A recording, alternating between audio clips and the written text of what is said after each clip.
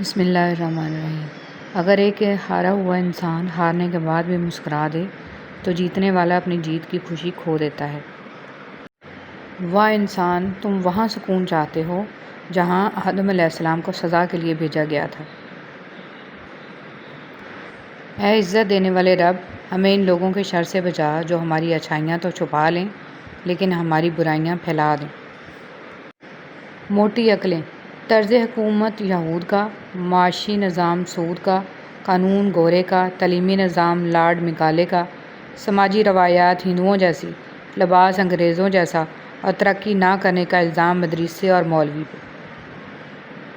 میں کچھ بھی نہیں، نہ خوش نہ غمزدہ، میں بس بیزار ہوں اس دنیا سے، یہاں کے لوگوں سے اور ان کے رواجوں سے۔ باتوں کی مٹھاس اندر کا بید نہیں کھولتی۔ مور کو دیکھ کر کون کہہ سکتا ہے کہ یہ سانپ کھاتا ہوگا؟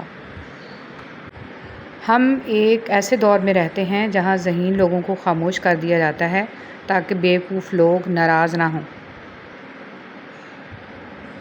حضرت علی رضی اللہ تعالیٰ عنہ نے ارشاد فرمایا، کسی کو چاہو تو دل سے چاہو، زبان سے نہیں، اور کسی پر غصہ کرو تو صرف زبان سے، دل سے نہیں۔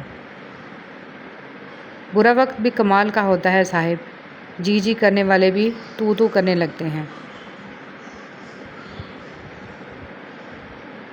ضروری نہیں کہ کچھ غلط کرنے سے دکھ ملے غالب، حد سے زیادہ اچھا ہونے کی بھی قیمت چکانی پڑتی ہے۔